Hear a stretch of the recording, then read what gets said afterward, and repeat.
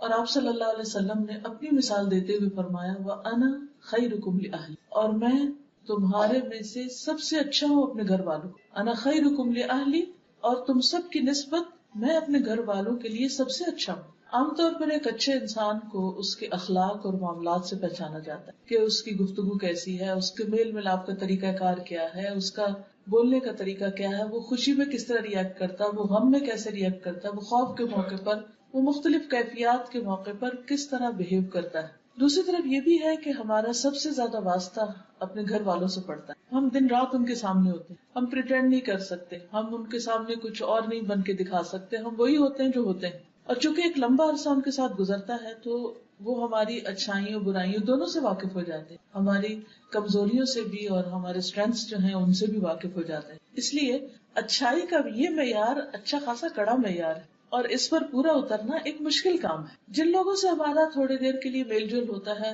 اگر ان کی کوئی بات بری بھی لگ جائے تو ہم عام طور پر درگزر کر جاتے ہیں اور کہتے ہیں تھوڑی دیر کی تو بات ہے، چلو چھوڑو جانے دو. اگرچہ جب باتیں بری پختہ ہو جائیں تو وہاں بھی انسان کچھ نہ کچھ دوسرے کو تکلیف دے ہی دیتا ہے، لیکن خصوصی طور پر جب انسان کسی ایسے ماحول میں ہو کہ جہاں دن رات کا واسطہ ہے تو وہاں پر بہت ساری چیزیں برداشت کرنا بہت مشکل بھی ہو جاتا ہے. لیکن یہ ناممکن نہیں. اگر یہ ممکن نہ ہوتا تو نبی صلی اللہ علیہ وسلم یہ معیار نہ دیتے، یہ کرائیٹیریا نہ دیتے کہ کس طرح اپنے آپ کو پرکھو. حسن بصری کہتے ہیں کہ اللہ کے نزدیک پسندیدہ بندے وہ ہیں جو اپنے اہل و عیال کو سب سے زیادہ فائدہ پہنچانے والے ہیں. عموماً ہوتا یہ کہ جس کی طرف سے ہمیں تکلیف پہنچتی ہے پھر ہمیں اس کے ساتھ احسان کرنا بھی زیادہ مشکل لگتا ہے، اس کے ساتھ بھلائی کرنا بھی مشکل لگتا ہے. بڑی بڑی خیر و بھلائی تو کیا ہم ایک اسمائل پاس کرنا بھی اپنے لیے مشکل سمجھتے نہیں، جس سے گھر میں ناراضگی ہو، خصوصاً شوہر بیوی کے درمیان کے تعلقات، تو اس میں کتنا مشکل ہو جاتا ہے کہ اگر کوئی بات بری لگ گئی یا کسی بات پر ناراضگی ہو گئی تو پھر ہم دوبارہ جلدی سے اچھے ہو کر مسکراہٹ کا ہی صدقہ کر دیں. حالانکہ اگر اسی سے شروع کر لیں تو بہت سے معاملات آسان بھی ہو سکتے. اب یہ ہے کہ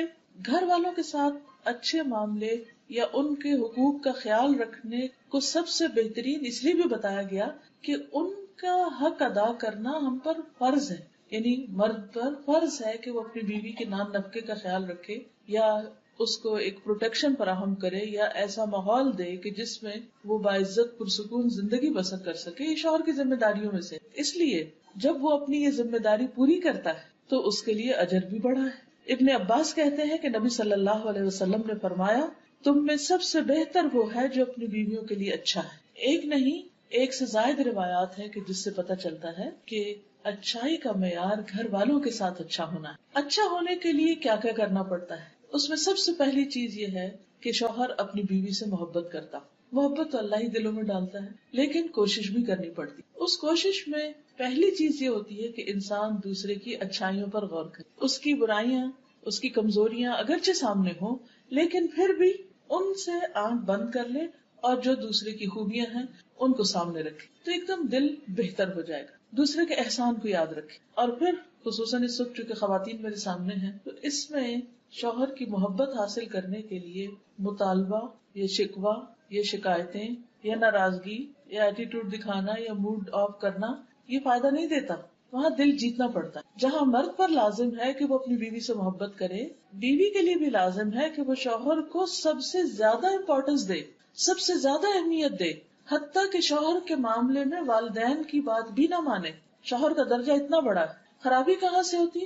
صرف ایک طرف سے نہیں ہوتی، دونوں طرف سے ہوتی. بعض اوقات ہم اپنے کسی دکھ درد کو لے کے بیٹھے ہوتے کہ ہمارا فلاں مطالبہ پورا نہیں ہوا یا ہم نے کہا تھا چیز لانے کے لیے کرنے کے لیے وغیرہ وغیرہ تو وہ نہیں ہماری بات مانی گئی، یا یہ ہے کہ ہماری بے عزتی کر دی گئی ہمارے پیرنٹس کے سامنے یا بہن بھائیوں کے سامنے، یا کوئی بھی شکایت ہو سکتی. شکایت کے 100 پہلو، یہ سب تو اپنی جگہ ہے. لیکن حقیقت یہ ہے اس کے باوجود ان چیزوں کو درگزر کر کے انسان اگر تھوڑی دیر کے لیے ان کو کنٹرول کر لے، جیسے شفا کے لیے کڑوی دوا بعض اوقات بہت ناگزیر ہو جاتی، اسی طرح باہمی تعلقات کو اچھا کرنے کے لیے ایسی باتوں کو پی جانا بہت فائدہ دیتا ہے. اس سے انسان کی قدر اور زیادہ بڑھ جاتی. اس لیے تالی دونوں ہاتھوں سے بجتی ہے، دونوں کو ہی ایک دوسرے کی قدر کی ضرورت ہے. لیکن شوہر اگر اس معاملے میں پہل کر لے کیونکہ وہ قوام ہے، اس نے گھر کا نظام درست کرنا ہے، تو معاملات جلد درست ہو سکتے، زیادہ بہتر ہو سکتے. اور پھر اس معاملے میں ہم دیکھتے ہیں کہ نبی صلی اللہ علیہ وسلم کا اسوہ حسنہ کیا ہے.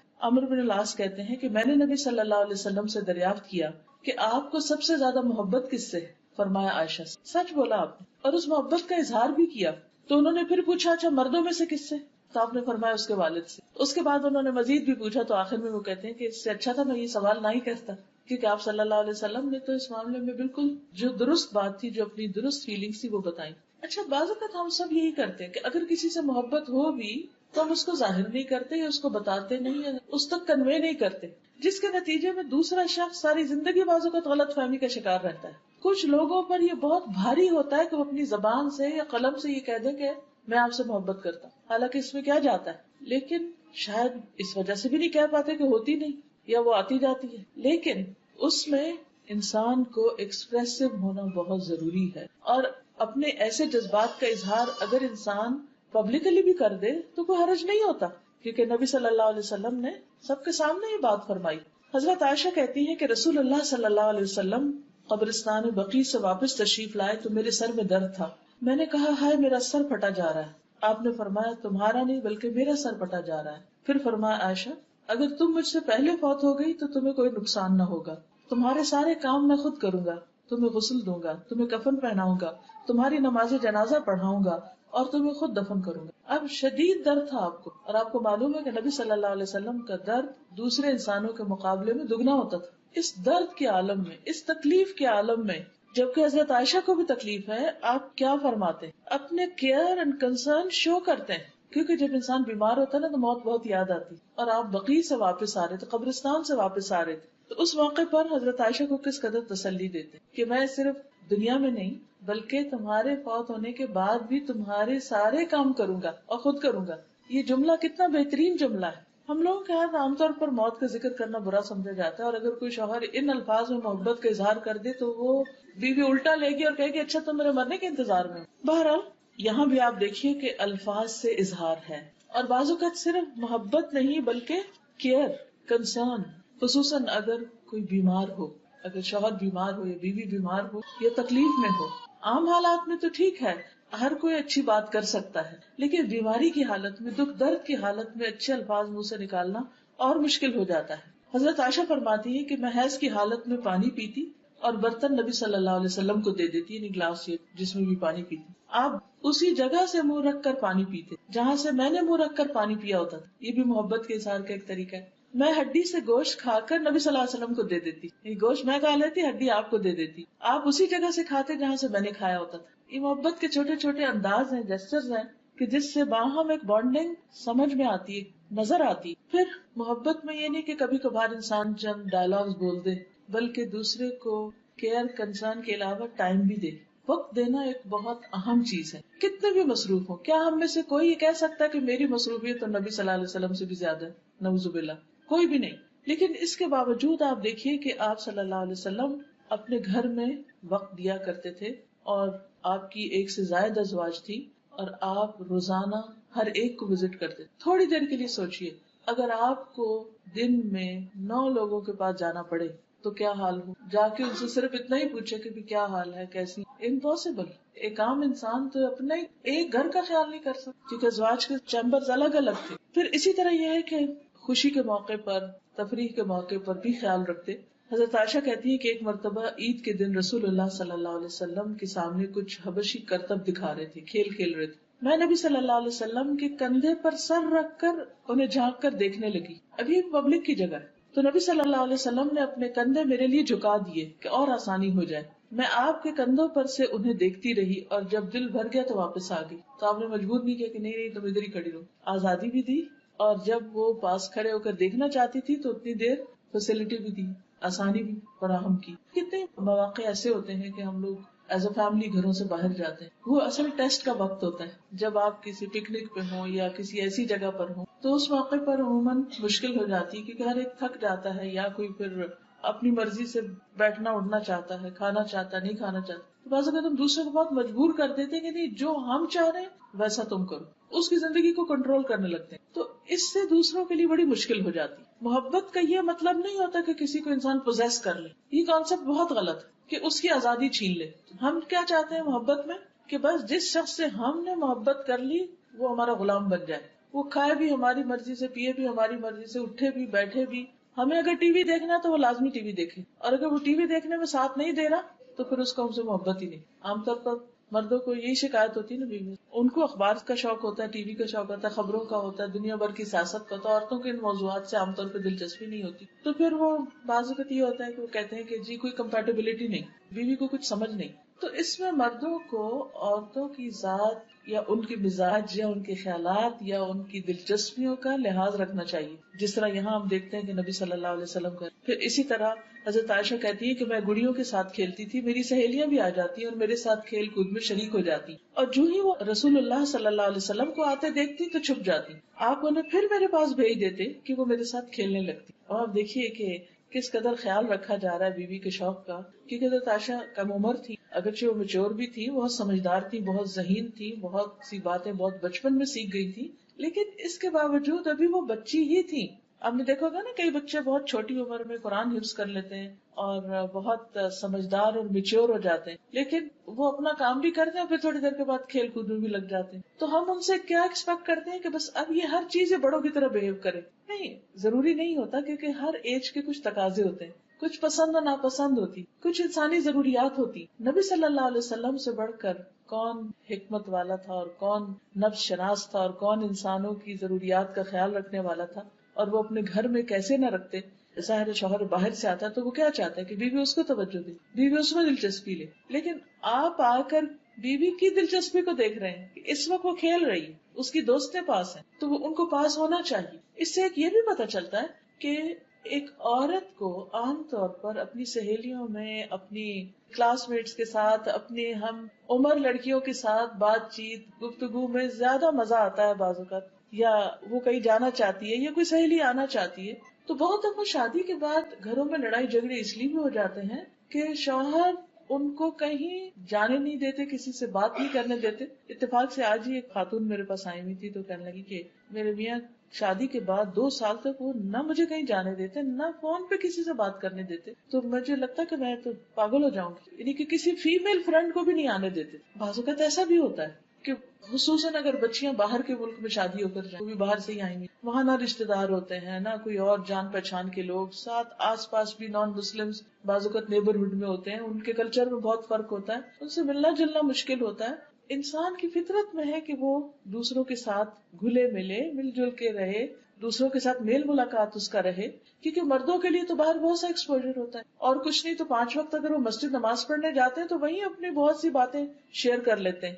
تو اسی طرح خواتین کو بھی ضرورت ہوتی ہے کہ وہ اپنی ہم جنس خواتین کے ساتھ گفتگو کریں، کیونکہ عموماً عورتیں زیادہ بولتی. بعض تحقیقات سے یہ بات پتہ چلتی کہ ایک عورت کو دن میں کم از کم 70,000 لفظ بولنے ہوتے جب جا کے اس کی سیٹسفیکشن ہوتی. اب جب تک وہ بول نہیں چکتی تو وہ چپ نہیں بیٹھ سکتی، اس سے بولنا ہے. کسی مرد عموماً خاموش طبع ہوتے ہیں، ایکسیپشنل کیسز الگ ہیں. اب جب مرد گھر میں آتے ہیں تو وہ تو بولتے نہیں ہیں، اب وہ سارے دن کی انتظار میں بیٹھی، شوہر گھر ہے، شوہر آئے گا، کھانا کھائے گا، وہ اخبار اٹھائے گا، سو جائے گا، اس کو تو اتنی باتیں نہیں آتی. اور اگر وہ باہر کی شیئر بھی کرے گا تو وہ بیوی کی دلچسپی کی نہیں. تو یہ عورت کی ایک بہت فطری ضرورت ہے کہ وہ اپنی جیسی، اپنی پسند کی، اپنے مزاج سہیلیوں کے ساتھ بات چیت کرے، کیونکہ وہ کپڑے کی بھی کرے گی، زیور کی بھی کرے گی، ریسیپی شیئر کرے گی، وہ بچوں کے مختلف مسئلے مسائل بھی ڈسکس کرے گی، اور اس سے اس کی مینٹل گروتھ ہوتی ہے، میچورٹی ہوتی ہے. اس کے کام کی نوعیت کے اعتبار سے اس کی یہ ضرورت ہوتی ہے. تو جو شوہر اپنی بیویوں کو ہر طرف سے بند کر لیتے ہیں، اپنے ہی کنٹرول میں رکھتے ہیں، حتیٰ کہ بعض اوقات ماں باپ سے بھی نہیں ملنے دیتے، یہاں تک بھی ظلم دیکھا گیا ہے، خاص روک دیا جاتا ہے کہ نہیں ماں باپ سے بھی نہیں ملنا. تو اب کیا ہوتا ہے، بیوی کا نروس بریک ڈاؤن ہوتا ہے، اس پہ فٹس پڑنے لگتے ہیں، وہ بیمار ہونے لگتی ہے، وہ ڈپریشن میں آنے لگتی ہے، اور اس سے اور معاملات خراب ہوتے ہیں. اس لیے ہر معاملے میں اعتدال ضروری ہے. اور کوئی بھی خاتون کسی خاتون سے صرف شوہر کی یا سسرال کی برائیاں کرنے کے لیے دوستی کر لے، ٹھیک ہے، وہ تو یہی ہوتا ہے نا کہ اٹھایا فون اور کہا آج ساس نے یہ کیا، فلاں نے یہ کیا، فلاں نے یہ کیا. یہ بھی انتہائی غلط ہے، یہ رویہ بھی سخت ناپسندیدہ ہے. تو دونوں ہی طرف سے اعتدال ضروری ہے. پھر اسی طرح نبی صلی اللہ علیہ وسلم اس حد تک خیال رکھتے تھے کہ کبھی کبھار دوڑ بھی لگاتے تھے حضرت عائشہ کے ساتھ. حضرت عائشہ کہتی ہے کہ وہ ایک سفر میں نبی صلی اللہ علیہ وسلم کے ساتھ تھی، میں نے آپ کے ساتھ پیدل دوڑ لگائی اور میں جیت گئی. پھر میرا جسم بھاری ہو گیا کچھ، میں نے آپ کے ساتھ پھر دوڑ لگائی، اس مرتبہ آپ جیت گئے. تو آپ نے فرمایا آج کی یہ جیت پچھلی ہار کا بدلہ ہے، یعنی میں نے بدلہ لے لیا، مذاق میں کہا۔ تو اب آپ دیکھیے کہ آج کے دور میں کوئی بھی مذہبی شخص یا دیندار شخص، اس سے یہ توقع نہیں کی جا سکتی کہ وہ اپنی بیوی کے ساتھ کہیں دوڑ لگائے یا کسی کھیل میں شریک ہو یا اس کو کھیل دکھائے۔ عموماً جب ہم دین کی طرف آتے ہیں تو ہم یہ سمجھتے ہیں کہ شاید دین صرف نماز روزے کا نام ہے، اور یہ جو دنیا کے معاملات ہیں یہ شاید اس کا حصہ نہیں، حالانکہ اگر ان کو بھی حدود کے اندر رہ کے کیا جائے تو یہ بھی عبادت ہے، کیونکہ نبی صلی اللہ علیہ وسلم کی سنت کی پیروی میں ہوں گے نا۔ پھر اسی طرح یہ ہے کہ نبی صلی اللہ علیہ وسلم حضرت عائشہ کے آرام کا بہت خیال رکھتے تھے، کیونکہ عموماً جھگڑے فساد لڑائیاں چھوٹی چھوٹی باتوں پر ہوتے۔ اگر آپ کسی سے پوچھیں نا کہ میاں سے لڑائی تو کس بات پر ہوئی، جب میرے پاس کوئی اس طرح کا معاملہ لے کر تو میں کہتی کہ کیا مسئلہ کیا تھا، اور آپ یقین کریے کہ 90% چھوٹی سی کوئی بات ہوتی ہے جس سے کوئی معاملہ خراب ہو جاتا ہے۔ مثلاً اگر بیوی سو رہی ہے اور شوہر نے دھڑ سے دروازہ بند کر دیا تو وہ اٹھتے ہی سوئے سوئے غصے میں بولنا شروع کر دے گی، وہ غصے میں بولے گا، نیند خراب ہوگی، اٹھ کے ایک طرف چلا جائے گا، وہ دوسری طرف۔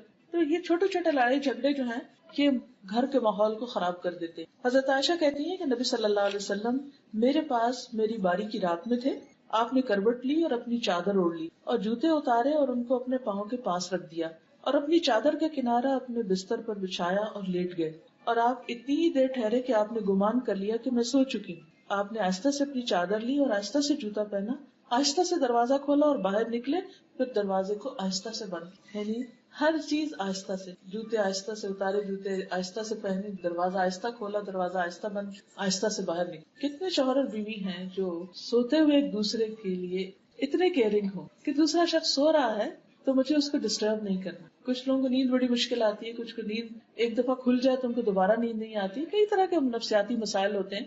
تو ایسی صورت میں دوسرے کا لحاظ رکھنا اور دوسرے کو اپنی ذات سے تکلیف نہ دینا، یہی گھریلو زندگی میں خوشحالی کا راز ہے۔ پھر اسی طرح آپ دوسروں کو بھی اس بات کی تلقین کرتے تھے کہ عورتوں کے ساتھ نرمی کا سلوک کیا جائے۔ حضرت انس کہتے ہیں کہ نبی صلی اللہ علیہ وسلم اپنی ازواج مطہرات کے پاس تشریف لائے، اونٹ ہانکنے والا اونٹوں کو تیز ہانک رہا تھا، جیسے کوئی ڈرائیور تیز ڈرائیو کر رہا ہو، جھٹکے لگ رہے ہیں اور دھکے پڑ رہے ہوں۔ اس کا نام انجشا تھا۔ آپ نے فرمایا اے انجشا، تیری خرابی ہو، تم اونٹوں کو آہستہ آہستہ چلاؤ، نازک آبگینے سوار ہیں۔ ویحک یا انجشا سوقت بالقواریر، قواریر کہتے ہیں کرسٹل کو، قواریر من فضة، یعنی خواتین جو ہیں ان کے دل شیشے کی طرح ہوتے، بہت جلدی ٹوٹتے۔ اور ایک حقیقت ہے کہ ہم سب اچھی طرح جانتے ہیں کہ چھوٹی سی بات بعض اوقات ہم محسوس کر لیں، بعض اوقات بڑی بڑی باتوں کی پرواہ نہیں کرتے، کیونکہ ہمارے مزاج کے اندر جسمانی تبدیلیوں کی وجہ سے بھی کئی تبدیلیاں آتی رہتی، کبھی پوسٹ نیٹل اور کبھی پیدائش کے بعد، اور کبھی پریگنینسی میں، اور کبھی پیریڈ سے پہلے، اور کبھی اس کے بعد، اور کبھی پھر جب مینوپاز شروع ہو جاتا ہے، بڑھاپے کے مسائل، 100 طرح کے مسائل ہوتے ہیں۔ عورت اپنی زندگی میں جسمانی اعتبار سے فزیکلی بہت ساری چینجز میں سے گزرتی ہے، تبدیلیوں میں سے اور حالت بدلنے سے، تو اس لیے بہت ضروری ہے کہ اس کے ان مخصوص حالات کا خیال رکھا جائے۔ پھر اسی طرح نہ صرف یہ کہ سواری کو آہستہ چلانے کی بات، بلکہ سواری پر سوار کراتے ہوئے بھی آپ مدد دیتے۔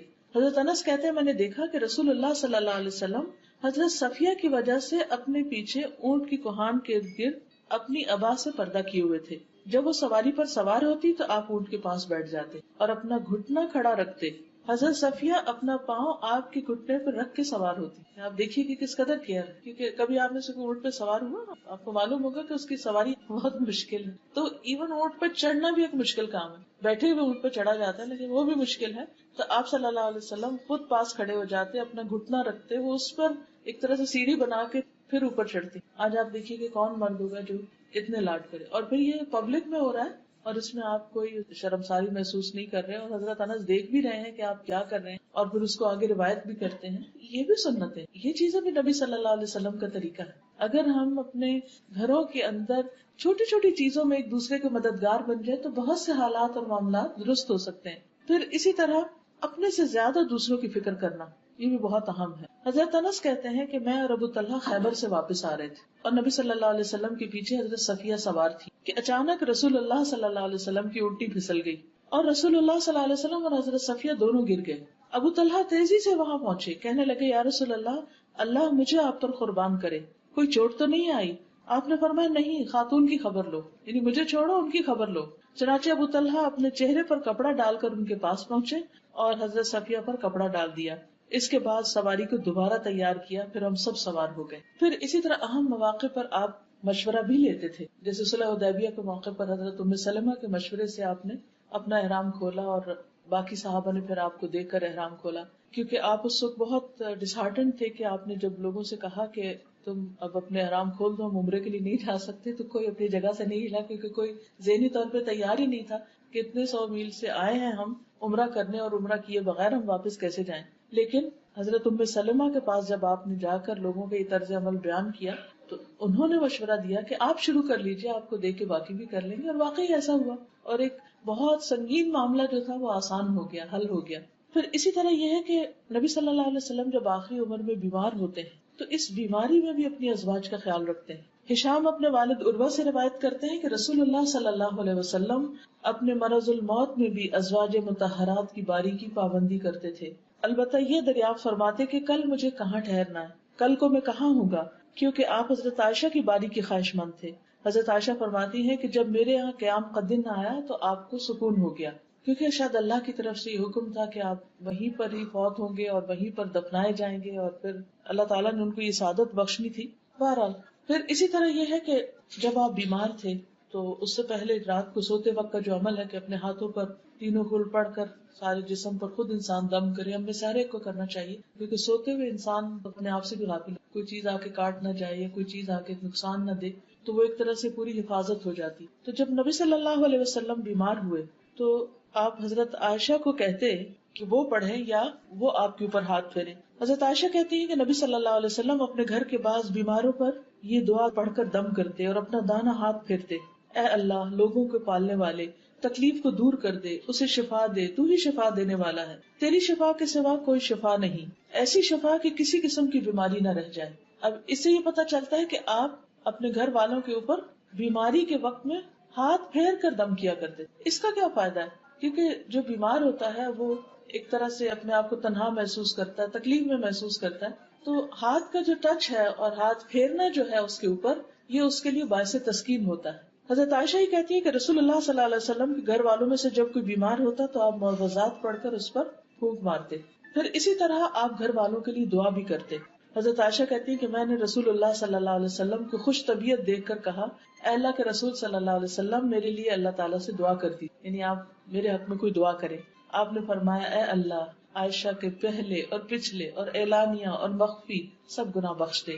اور خوشی سے عائشہ رضی اللہ تعالیٰ عنہا نے پھر ہنسنا شروع کر دیا، یہاں تک کہ ان کا سر حضور صلی اللہ علیہ وسلم کی گود میں جا پڑا. یعنی اس دعا سے وہ اتنی خوش ہوئی. اچھا، بعض اوقات گھر والے ہم سے کوئی چھوٹی سی چیز کا مطالبہ کرتے ہیں اور ہم اتنے بزی ہوتے ہیں کہ ہم بات بھی نہیں سنتے، اور خصوصاً جیسے بچے ہوتے ہیں نا کہ وہ کہتے ہیں کہ 1 منٹ کی بات، 1 منٹ، کہتے جاؤ جاؤ ابھی نہیں، وقت پھر آنا. وہ چھوٹا سا کام کہتے کرتے ہم کہتے ہیں ابھی کام یاد آیا آپ کو، ابھی تو مجھے یہ کرنا ہے، ہم تنگ آتے ہیں. تو ٹھیک ہے، جب اسٹریس ہو تو کسی کو نہیں کو مطالبہ کسی کام کا کرنا چاہیے، لیکن ایک دوسرے کے لیے سامنے دعا کرنا، بول کے دعا کرنا، ایک دوسرے کے ساتھ ایک تعلق کو شو کرتا ہے. پھر اسی طرح حضرت عائشہ کہتی ہیں کہ رسول اللہ صلی اللہ علیہ وسلم نے حضرت فاطمہ کا ذکر کیا تو میں نے ان کے بارے میں کوئی بات کہی. اس پر آپ نے فرمایا: کیا تم اس پر راضی نہیں کہ تم دنیا اور آخرت میں میری بیوی رہو؟ حضرت عائشہ نے عرض کیا: کیوں نہیں؟ آپ نے فرمایا: تم دنیا اور آخرت میں میری بیوی. پھر اپنے بعد ان کے لیے فکر مند ہوتے تھے. حضرت عائشہ کہتی ہے کہ رسول اللہ صلی اللہ علیہ وسلم اپنی بیویوں سے فرماتے کہ اپنے بعد مجھے تمہارے معاملات کی فکر پریشان کرتی کہ جب میں دنیا میں نہیں ہوں گا، چونکہ وہ دوبارہ شادی بھی نہیں کر سکتی تھی اور اکثر کے والدین بھی نہیں تھے، اور حضرت ام سلمہ کی اولاد تھی لیکن باقی سب کی تو اولاد نہیں تھی، تو انہیں فکر ہوتی تھی کہ ان کو کون لک آفٹر کرے گا. فرمایا: اور تم پر صبر کرنے والے ہی صبر کریں گے، یعنی تمہارے ساتھ اچھا سلوک کریں گے. لیکن ہم دیکھتے ہیں کہ ایک کے بعد ایک ازواج مطہرات نیکی کے کام کرتے، خیر اور بھلائی کے ساتھ وقت گزار کے دنیا سے رخصت ہوئی. پھر یہ کہ آپ اپنی ازواج کا نان نفقے کا خیال رکھتے تھے. حضرت عمر کہتے ہیں کہ بنو نذیر کے باغات وغیرہ ان اموال میں سے تھے جن کو اللہ تعالیٰ نے اپنے رسول کو بغیر لڑے دے دیا تھا. یہ اموال خاص طور سے رسول اللہ صلی اللہ علیہ وسلم کے تھے، جن میں سے آپ اپنی ازواج مطہرات کو سالانہ نفقہ کے طور پر بھی دیتے اور باقی ہتھیار اور گھوڑوں پہ خرچ کرتے تاکہ اللہ کے راستے میں جہاد کے لیے ہر وقت تیاری رہے. یعنی جو آپ کا مال تھا اس میں سے آپ نے سب کا باقاعدہ ایک طرح سے نفقہ مقرر کر رکھا تھا. تو اس سے ہی پتہ چلتا ہے کہ شوہر چاہے بیوی کو روزانہ کچھ دے، چاہے ہفتہ وار دے، چاہے مہینے میں دے، چاہے سال میں دے، کچھ بھی دے، لیکن اس کی ذمہ داری ہے کہ وہ بیوی کی ضروریات کا خیال رکھے، اور اس میں کھانے کپڑے کے علاوہ بھی اس کی اپنی پسند سے کوئی چیز لینے کے لیے بھی اس کو اجازت دے. داؤد بن قیس کہتے ہیں کہ میں نے ازواج نبی کے حجروں کو دیکھا، یہ کھجور کی چھڑیوں کے تھے، گھاس وغیرہ سے ڈھکے ہوئے تھے، اور میرا خیال ہے کہ حجرے کی چوڑائی دروازے سے دیوار تک 6-7 ہاتھ ہوگی، لمبائی اندر سے 10 ہاتھ اور بلندی 7 اور 8 کے مابین یا اسی کے قریب. بس اتنے گھر تھے. پھر اسی طرح گھر والوں کے لیے اچھا ہونے کا مطلب صرف یہ نہیں کہ ان کو عیاشی کرائی جائے یا ان کے ساتھ صرف اچھا اخلاق برتا جائے، بلکہ ان کے ساتھ اچھا ہونے کا مطلب یہ کہ ان کی آخرت کی بھی فکر ہو. بعض اوقات ہم ان کی دنیا کا اتنا خیال رکھنے لگتے ہیں کہ پھر ان کی آخرت بھول جاتے ہیں. تو حقیقی خیر خواہ اور مخلص اپنے بچوں کا، اپنی بیوی کا وہی ہو سکتا ہے جو ان کی آخرت کی فکر کرے. ہم سب کو بھی اپنا اپنا جائزہ لینا چاہیے کہ ہم اپنے بچوں کی یا گھر والوں کی دنیا کے لیے تو بہت غمگین ہوتے ہیں، اس کی تو بہت فکر کرتے ہیں، لیکن عام طور پر آخرت کے بارے میں غافل ہو جاتے ہیں کہ وہ کس طرف جا رہے ہیں. اور کیوں؟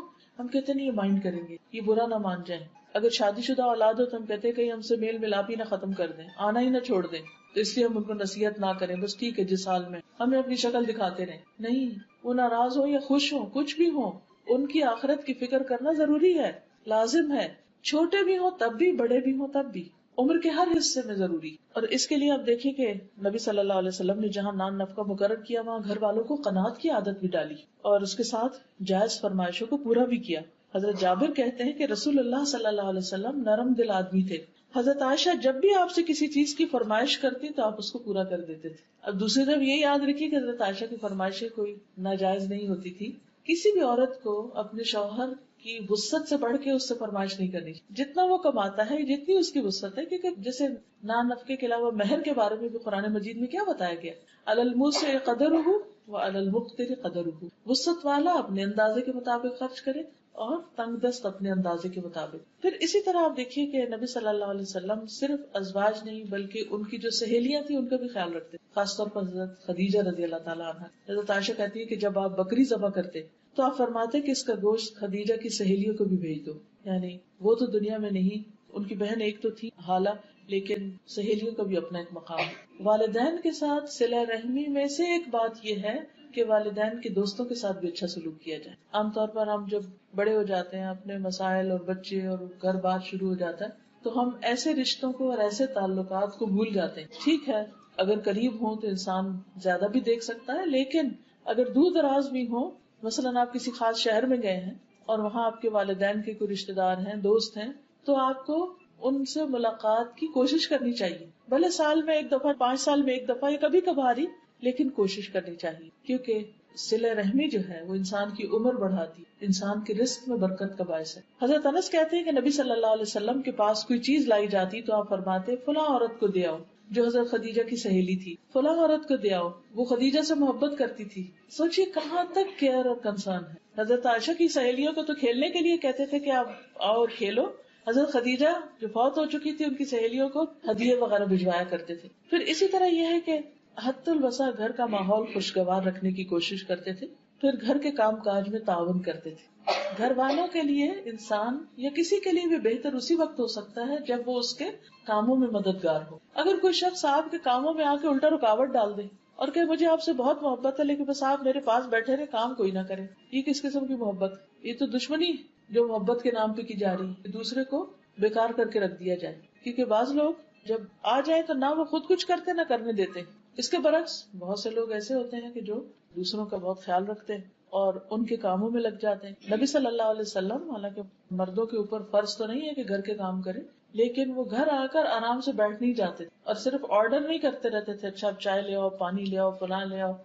بیوی کو خادمہ کی طرح نہیں ٹریٹ کرتے تھے. اسود کہتے ہیں کہ میں نے حضرت عائشہ سے پوچھا نبی صلی اللہ علیہ وسلم اپنے گھر میں کیا کیا کرتے تھے؟ انہوں نے کہا آپ اپنے گھر کے کام کاج یعنی گھر والوں کی خدمت کیا کرتے تھے اور جب نماز کا وقت ہوتا تو فوراً کام چھوڑ کر نماز کے لیے چلے جاتے. آپ دیکھیے کہ کچھ چیزیں ایسی ہوتی ہیں کہ جو کسی محبت بڑھانے یا اچھے تعلقات کے لیے، اچھے بول، کھانا پینا مہیا کرنا، دوست احباب کے ساتھ میل جول، سوشلائزنگ، یہ سب چیزیں بھی.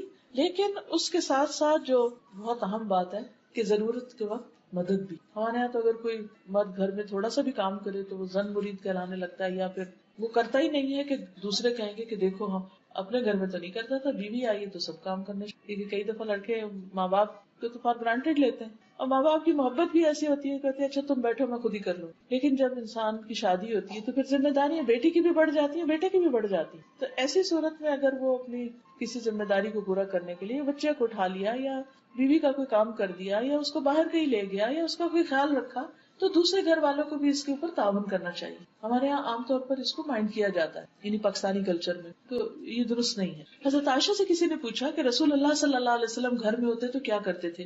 انہوں نے کہا کہ نبی صلی اللہ علیہ وسلم بھی انسانوں کی طرح انسان تھے. وہ اپنے کپڑوں کو صاف کرتے تھے، بکری کا دودھ دو لیتے اور اپنے کام خود کرتے. ایک اور روایت میں آتا ہے آپ جوتا سلائی کر لیتے، قمیص کو خود پیبند لگاتے اور فرماتے جس نے میری سنت سے اعراض کیا وہ مجھ سے نہیں. یعنی اس چیز کو بھی انہوں نے اپنی سنت بتایا کہ اپنا کپڑا استری کر لیں یا اپنے کپڑے نہانے کے بعد فرش پر پھینکنے کی بجائے واشنگ باسکٹ میں ڈالیں. یہ چھوٹے چھوٹے کام. عموماً آپ دیکھیے کہ یہ جو چھوٹی چھوٹی چیزیں ہوتی ہیں بعض اوقات بیویاں انہی سے بہت خوش ہو جاتی. مثلا شوہر نے صبح اٹھ کر اپنا کمبل خود طے کر دی تو آپ دیکھیں گے کہ بیوی کے دل کا حال کیا ہوگا.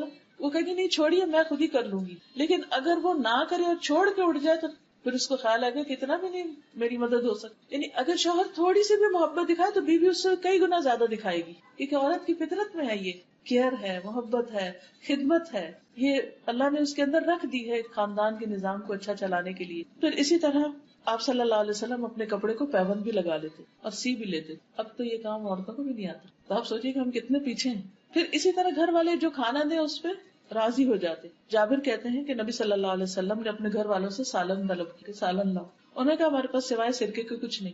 آپ نے سرکہ منگوا لیا، اس سے روٹی کھانی شروع کر دی. فرمانے لگے بہترین سالن سرکہ، بہترین سالن سرکہ. اچھا اب آپ دیکھیے دوسری طرف کیا ہوتا ہے، سبزی لا کے بھی نہیں دی، پیسے بھی نہیں دیے، گیس کا بل نہیں پے کیا وہ بھی کٹ گئی، اور اگر کھانا نہیں بنا تو بھی ذمہ دار. یعنی اسباب ریسورسز فراہم نہیں کیے اور پھر بھی انڈرسٹینڈنگ نہیں کہ بھائی اس کا قصور نہیں. یعنی بعض اوقات ایسی ایکسپیکٹیشن ہوتی ہے کہ ہر قیمت پر ہر صورت میں کرنا ہی کرنا ہے، جہاں سے مرضی کرو. اور ان عورتوں پر تو بہت ہی رحم آتا ہے جو بیچاریاں سارا دن محنت کر کے آتی ہیں اور شوہر پیسے چھین کے نشہ کرنے لگے. ابو ہریرہ کہتے ہیں کہ نبی صلی اللہ علیہ وسلم نے کبھی کسی کھانے میں عیب نہیں نکالا، کبھی کسی کھانے میں عیب نہیں نکالا. اگر آپ کو پسند ہوتا تو کھا لیتے ورنہ چھوڑ دیتے. پھر اسی طرح مشکل وقت میں بیوی کو دلاسا دینا، اس کے آنسو پوچھنا، یہ بھی نبی صلی اللہ علیہ وسلم کی سنت سے ملتا ہے. حجۃ الوداع کے موقع پر حضرت صفیہ کا اونٹ بدک گیا اور وہ رونے لگی.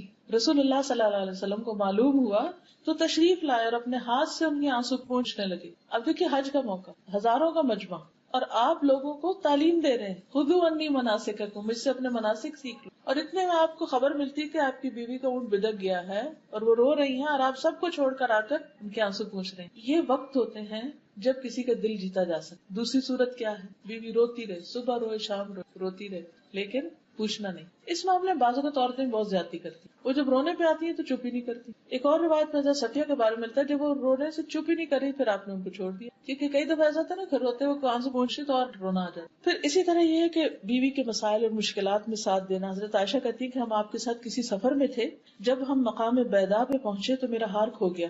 رسول اللہ صلی اللہ علیہ وسلم اس کی تلاش میں وہیں ٹھہر گئے اور لوگ بھی آپ کے ساتھ ٹھہرے، پورا قافلہ ساتھ ہے، سب کو ٹھہرا دیا ہار تلاش کرنے اور ایک دفعہ نہیں ڈانٹا. جب وہ قافلہ ٹھہر گیا تو حضرت ابوبکر آ گئے، انہوں نے آ کے حضرت عائشہ کو ٹوکے لگائے کہ تمہاری وجہ سے سارا قافلہ رکا ہوا، سب کا حرج ہو رہا ہے. لیکن پھر اس پر تیمم کی آیات اور وہ سب کچھ نازل ہوا اور وہ اتنا مسلمانوں کے لیے خیر کا باعث بنا. پھر یہ ہے کہ بعض اوقات بیوی تھک جاتی ہے، کوئی اور وجہ ہو جاتی ہے، موڈ آف ہو جاتا ہے، تو اس کو ایشو نہیں بنا لینا چاہیے، کبھی ناراض ہونے کا بھی موقع دینا چاہیے. کیونکہ عورت کے جو کیفیات ہوتی ہیں وہ مردوں سے بہت مختلف ہوتی ہیں، تو بعض اوقات چونکہ وہ مختلف ہوتی ہیں، وہ اس ایکسپیرینس سے گزرے نہیں ہوتے، وہ سمجھتے ہی نہیں کہ ایسا کیوں ہو رہا ہے. حضرت عائشہ کہتی ہے کہ رسول اللہ صلی اللہ علیہ وسلم نے فرمایا جب تم مجھ سے راضی ہوتی ہو تب بھی مجھے پتہ چل جاتا ہے اور جب ناراض ہوتی ہو تب بھی پتہ چل جاتا ہے. حضرت عائشہ نے کہا وہ کیسے؟ آپ نے فرمایا جب تم مجھ سے راضی ہوتی ہو تو کہتی ہو محمد کے رب کی قسم، اور جب ناراض ہوتی ہو تو کہتی ہو ابراہیم کے رب کی قسم. حضرت عائشہ نے عرض کیا ہاں اللہ کے رسول صلی اللہ علیہ وسلم واللہ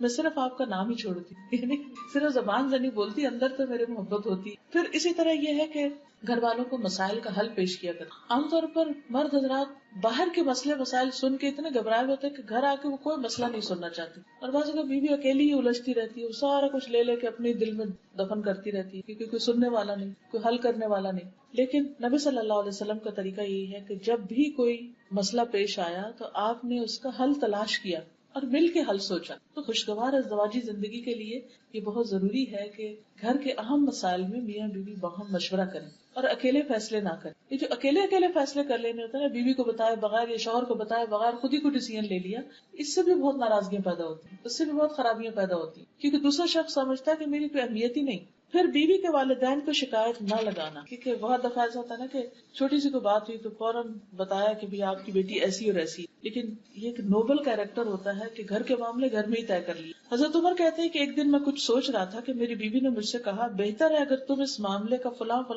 حل کرو، یعنی اس معاملے کا فلاں طرح حل کر لو. میں نے کہا تمہارا اس میں کیا کام، یعنی تم مجھے کیوں مشورہ دے رہی، معاملہ مجھ سے متعلق ہے، تم کون ہو دخل دینے والی. میری بیوی نے اس پہ کہا خطاب کے بیٹے تمہارے اس طرز عمل پہ حیرت ہے، تم اپنی باتوں کا جواب برداشت نہیں کر سکتے. تمہاری بیٹی حفصہ تو رسول اللہ صلی اللہ علیہ وسلم کو بھی جواب دیتی، ایک دن تو اس نے آپ کو غصہ بھی دلایا تھا. یہ سن کر حضرت عمر کھڑے ہو گئے، چادر اوڑھ کے حفصہ کے گھر پہنچے، فرمایا بیٹی کیا تم رسول اللہ صلی اللہ علیہ وسلم کی باتوں کا جواب بھی دیتی ہو، یعنی وہ شوہر ہے اور اللہ کے رسول ہیں، یہاں تک کہ ایک دن تم نے نبی صلی اللہ علیہ وسلم کو دن بھر ناراض رکھا. حفصہ رضی اللہ عنہا نے عرض کیا ہاں اللہ کی قسم ایسا ہوا.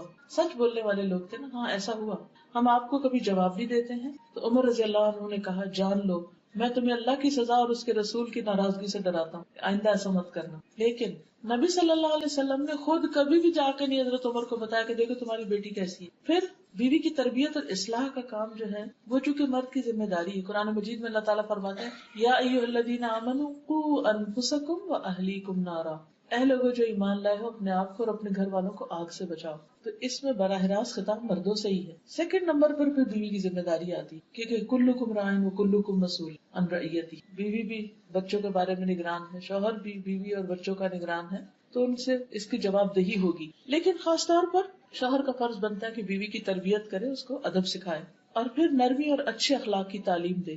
حضرت عائشہ کہتی ہیں کہ کچھ یہودی نبی صلی اللہ علیہ وسلم کے پاس آئے اور کہا السلام علیکم، جس کا معنی تھا کہ آپ پر موت آئے. تو انہیں بہت غصہ آیا، انہوں نے جواب میں کہا وعلیکم السلام واللعنہ، یعنی مزید لفظ اضافہ کیا اور کہا تم پر موت بھی اور لعنت بھی ہو. اس پر رسول اللہ صلی اللہ علیہ وسلم نے فرمایا ٹھہرو اے عائشہ، اللہ تعالیٰ تمام معاملات میں نرمی کو پسند کرتا ہے. میں نے عرض کیا یا رسول اللہ کیا آپ نے سنا نہیں انہوں نے کیا کہا؟ آپ نے فرمایا میں نے اس کا جواب دے دیا تھا کہ وعلیکم. تو اگر وعلیکم سے معاملہ حل ہو سکتا ہے یا بدلہ اتر سکتا ہے تو دو لفظ اضافہ کرنے کی ضرورت نہیں ہے. یہ تربیت تھی جو فوری طور پر آپ نے وہاں کہ اگر بچوں میں سے گھر والوں میں سے کوئی زبان میں بے احتیاطی کر رہا ہے یا غلط لفظ بول رہا ہے تو اس کو وہاں روکنا بھی چاہیے. پھر اسی طرح صدقہ کرنے کی ترغیب، آخرت کی فکر کے لیے رات کو جگایا. ام سلمہ کہتی ہیں کہ نبی صلی اللہ علیہ وسلم ایک رات جاگے، فرمایا سبحان اللہ آج رات کیا کیا بلائیں اتری، کیونکہ آپ کو تو پتہ چل جاتا تھا اللہ کی دیے ہوئے علم سے، اور کیسے کیسے خزانے بھی نازل ہوئے، خیر اور شر دونوں ہی. ان حجرے والیوں کو کوئی جگانے والا ہے، یعنی ان ازواج مطہرات کو کوئی اٹھا دے. افسوس کہ دنیا میں بہت سے کپڑے پہننے والی عورتیں آخرت میں ننگی ہوں گی. یعنی تہجد صرف مردوں کے لیے نہیں، نیکی اور عبادت مردوں کے لیے نہیں عورتوں کے لیے بھی. اور آخرت کا لباس کیا ہے؟ آخرت کا لباس دنیا کا اچھا عمل. پھر اسی طرح اچھا مرد جو ہوتا ہے وہ گھر کے اوور آل حالات پر بھی نظر رکھتا ہے کہ گھر میں کیا لٹک رہا ہے، کیا ڈیکوریشن ہو، کیا پہنا جا رہا ہے، کیا پک رہا ہے، کیا طور طریقے ہیں، کوئی چیز خلاف شریعت تو نہیں ہو رہی. مثلا حضرت عائشہ سے روایت ہے کہ انہوں نے ایک گدا خریدا جس پر تصویریں بنی ہوئی. آپ نے اسے دیکھا تو دروازے پہ کھڑے ہو گئے، اندر تشریف نہیں لائے. میں نے عرض کی یا رسول اللہ صلی اللہ علیہ وسلم میں نے جو غلطی کی ہے اس سے میں اللہ سے معافی مانگتی. فرمایا یہ گدا کس کے لیے ہے؟ میں نے عرض کیا آپ کے بیٹھنے اور اس پر ٹیک لگانے کے لیے. آپ نے فرمایا ان تصویر بنانے والوں کو قیامت کے دن عذاب دیا جائے گا اور ان سے کہا جائے گا جو تم نے پیدا کیا ہے اسے زندہ بھی کر کے دکھاؤ. اور فرشتے اس گھر میں داخل نہیں ہوتے جس میں تصویر، یعنی کہ میں اس گدے پہ نہیں بیٹھ سکتا اور نہ ہی گھر میں ہوگا. بہت سے مرد گھروں میں بہت کچھ حرام چیزیں دیکھتے، غلط چیزیں دیکھتے، بچے غلط کر رہے ہیں لیکن ان کو روکتے نہیں. امر بالمعروف اور نہی عن المنکر بھی گھر سے شروع ہوتا ہے. اسی طرح حضرت انس کہتے ہیں کہ ایک دفعہ رسول اللہ صلی اللہ علیہ وسلم نے ایک آدمی حضرت حفصہ کے حوالے کیا اور فرمایا اس کی نگرانی کرنا. ان کی ڈیوٹی لگا کر گئے تو وہ اس سے غافل ہو گئی، وہ آدمی بھاگ گیا. کوئی قیدی ہوگا یا کوئی ایسا ہوگا کہ جس کو پکڑوایا. نبی صلی اللہ علیہ وسلم واپس تشریف لائے، پوچھا حفصہ اس آدمی کا کیا ہوا؟ انہوں نے کہا یا رسول اللہ صلی اللہ علیہ وسلم میں غافل ہوگی اور وہ بھاگ گیا. نبی صلی اللہ علیہ وسلم نے فرمایا تمہارے ہاتھ ٹوٹ جائیں، یعنی کہ غصے میں آیا آپ. نبی صلی اللہ علیہ وسلم کے جانے کے بعد انہوں نے اپنے ہاتھ اونچے کر لیے. تھوڑی دیر بعد نبی صلی اللہ علیہ وسلم آئے تو پوچھا حفصہ تمہیں کیا ہوا، یہ ہاتھوں کو ایسے کیوں کیا ہوا؟ انہوں نے کہا یا رسول اللہ صلی اللہ علیہ وسلم آپ نے کچھ دیر پہلے مجھ سے ایسے اور ایسے کہا تھا کہ تمہارے ہاتھ ٹوٹ جائیں. آپ نے فرمایا اپنے ہاتھ کھول لو، میں نے اللہ سے یہ کہہ رکھا ہے کہ میں اپنی امت میں سے جس کسی کو بھی کوئی بد دعا دوں وہ اس کے حق میں مغفرت کا سبب بنا دے، یعنی اس پر لگے نہیں ہوئے. کیا رحمت. پھر اسی طرح غلط کام پر صرف ناراض نہیں ہوئے بلکہ کفارہ بھی بتایا. حضرت عائشہ کہتی ہے کہ صفیہ رضی اللہ تعالیٰ عنہا نے حضور صلی اللہ علیہ وسلم کی خدمت پہ کھانا بھیجا جبکہ وہ حضرت عائشہ کی باری تھی. حضرت عائشہ کے گھر میں تھے آپ، حضرت صفیہ نے کھانا بھیجا. انہوں نے جب لونڈی کو دیکھا تو غصے سے کانپنے لگی کہ یہ کیوں کھانا آیا. وہ کہتی یہاں تک کہ میں نے غصے میں برتن توڑ دیا. رسول اللہ صلی اللہ علیہ وسلم نے میری طرف دیکھا تو مجھے آپ کے چہرے پر غصے کے آثار نظر آئے کہ یہ کیا کیا ہے. میں نے کہا میں اللہ کے رسول صلی اللہ علیہ وسلم سے اللہ کی پناہ میں آتی، یعنی اللہ کے رسول کی غصے سے اللہ کی پناہ میں آتی کہ وہ آج مجھ پر لعنت کرے یا مجھے کوئی برا بھلا کہے. پھر میں نے عرض کیا اللہ کے رسول صلی اللہ علیہ وسلم اس کا کفارہ کیا؟ فرمایا برتن جیسا برتن، کھانے جیسا کھانا. اب کھانا بناؤ اور برتن لو اور اس میں ڈال کے واپس کرو. پھر اسی طرح کسی کو تسلی دیتے، کسی کو سرزنش کرتے. حضرت انس کہتے ہیں کہ حضرت حفصہ نے حضرت صفیہ کو یہودی کی بیٹی کہا. حضرت صفیہ سن کے رونے لگی. نبی صلی اللہ علیہ وسلم تشریف لائے تو حضرت صفیہ رو رہی تھی. پوچھا صفیہ کیوں رو رہی؟ انہوں نے عرض کیا حفصہ نے مجھے کہا کہ میں یہودی کی بیٹی. نبی صلی اللہ علیہ وسلم نے فرمایا تم تو نبی کی بیٹی ہو، تمہارے چچا بھی نبی ہیں اور تم نبی کی بیوی بھی ہو، آخر وہ کس بات پر تم سے فخر کرتی؟ پھر آپ نے فرمایا حفصہ اللہ سے ڈرو. آپ نے نبی کی بیٹی کس طرح کا؟ حضرت موسیٰ کی اولاد میں سے تھے، اور ہارون چچا، اور نبی کی بیوی یعنی خود حضور صلی اللہ علیہ وسلم، یعنی تمہاری شان اور تمہارا درجہ تو بڑا ہے. پھر اسی طرح یہ ہے کہ ایک اچھا شوہر اور اچھا خامن جو ہوتا ہے وہ بچوں کے لیے بھی اچھا ہوتا ہے اور بچوں کے ساتھ شفقت اور محبت کو سلوک کرتا ہے. بعض اگر میاں لوگ تھکے ہوئے آتے ہیں، گھر میں اگر شور ہو تو ڈانٹ ڈپٹ سے کام لیتے، اس سے بچے اور زیادہ باپ سے دور ہو جاتے. وہ یہ دیکھتے ہیں کہ باپ آتا ہے تو ماں بھی کہتی چپ ہو جاؤ، سارے سہم پہ بیٹھ جاتے ہیں اور گھر میں ایک عجیب سی فضا پیدا ہو جاتی. لیکن اس کے برعکس نبی صلی اللہ علیہ وسلم بچوں کے ساتھ شفقت اور محبت کا سلوک کیا کرتے تھے. ابو ہریرہ کہتے ہیں کہ رسول اللہ صلی اللہ علیہ وسلم نے حسن بن علی کو بوسہ دیا. آپ کے پاس اقرا بیٹھے ہوئے تھے، کہنے لگے کہ میرے 10 بیٹے، میں نے کسی کو بوسہ نہیں دیا. تو آپ نے ان کی طرف دیکھا اور فرمایا جو رحم نہیں کرتا اللہ اس پر رحم بھی نہیں. یعنی آپ بچوں کو اٹھاتے، پیار کرتے، ساتھ لگاتے، چومتے. ام سلمہ کی بیٹی تھی زینب، تو آپ ان کو زوینب زوینب کہا کرتے، یعنی تصغیر کے ساتھ پیار سے بلاتے. پھر بچوں کی عزت بھی کیا کرتے تو ان کو رسپیکٹ دیتے. ام المومنین حضرت عائشہ کہتی ہے کہ میں نے عادات، چال چلن اور بات چیت میں سب سے زیادہ مشابہ حضرت فاطمہ کو پایا. نبی صلی اللہ علیہ وسلم بہت زیادہ آپ سے ریزمبل کرتے، چلنے میں، بیٹھنے میں، لین دین میں، ہاتھ کے اشاروں میں. جب وہ آپ کے پاس آتی آپ ان کے لیے کھڑے ہو جاتے، بیٹی کے لیے کھڑے ہو جاتے، ان کا ہاتھ پکڑتے، انہیں بوسہ دیتے، انہیں اپنی جگہ بٹھاتے. جب آپ ان کے ہاں جاتے تو وہ اٹھ کر آپ کی طرف بڑھتی تھی، آپ کا ہاتھ پکڑتی، بوسہ دیتی اور آپ کو اپنی جگہ بٹھاتی. یہ تھا باپ بیٹی میں محبت کا تعلق. آج آپ دیکھیے کہ ہمارے گھروں میں کیا واقعی بیٹیوں کے ساتھ ایسا سلوک کیا جاتا ہے؟ یا امت کے مرد بھی اپنی بیٹیوں کے ساتھ یہ سلوک کر؟ اگر نہیں تو فکر کی بات، کیونکہ یہ بھی آپ کی محبت کی شرط ہے کہ آپ کے طور طریقے بھی اختیار کیے جائیں. پھر نمازیوں کو کندھے پہ چڑھا لیتے. حضرت امامہ کے بارے میں آتا ہے، حضرت زینب کی بیٹی تھی. آپ نماز میں ہوتے تو ان کو بٹھا لیتے اپنے کندھے پر، رکوع پہ جاتے تو اتار دیتے، جب کھڑے ہوتے پھر چڑھا لیتے. حالانکہ آپ امامت کر رہے ہوتے تھے. بچے نماز کی حالت میں آپ کی پشت پہ سوار ہو جاتے اور آپ اپنا سجدہ لمبا کر دیتے تھے جب تک وہ اٹھتے نہیں تھے. بڑے بچوں کو بھی پیار سے اپنی چادر کے نیچے گھسا لیتے تھے. جیسے ایک دفعہ آپ نے حضرت حسن حسین کو چھپایا اور حضرت علی آیا تو آپ نے ان کے اوپر بھی اپنا کپڑا کر دیا. لیکن اس کے ساتھ ساتھ ان کو ادب بھی سکھاتے، یعنی صرف پیار ہی نہیں، لاڈ ہی نہیں، بلکہ تمیز بھی سکھائی. حضرت عمر بن ابی سلمہ کہتے ہیں کہ میں بچہ تھا اور میں آپ کی پرورش میں تھا، تو میں جب کھانا کھاتا تو سارے برتن ہاتھ گھماتا تو آپ فرماتے کہ بسم اللہ پڑھ کے کھاؤ، اپنے آگے سے کھاؤ اور دائیں ہاتھ سے کھاؤ. یعنی بچے اگر کھانے کی میز پر بدتمیزی کر رہے ہیں یا صحیح سے نہیں کھا رہے تو صرف ماں کا فرض نہیں کہ بیچاری کانشیس ہو کے اور تکلیف اٹھائے اور بار بار وہ اس کی اصلاح کرے، بلکہ باپ کو بھی اس وقت اپنا رول پلے کرنا چاہیے. پھر اسی طرح یہ کہ حلال حرام کی تمیز. حضرت حسن نے ایک مرتبہ کھجور اپنے منہ میں لے لی تھی تو آپ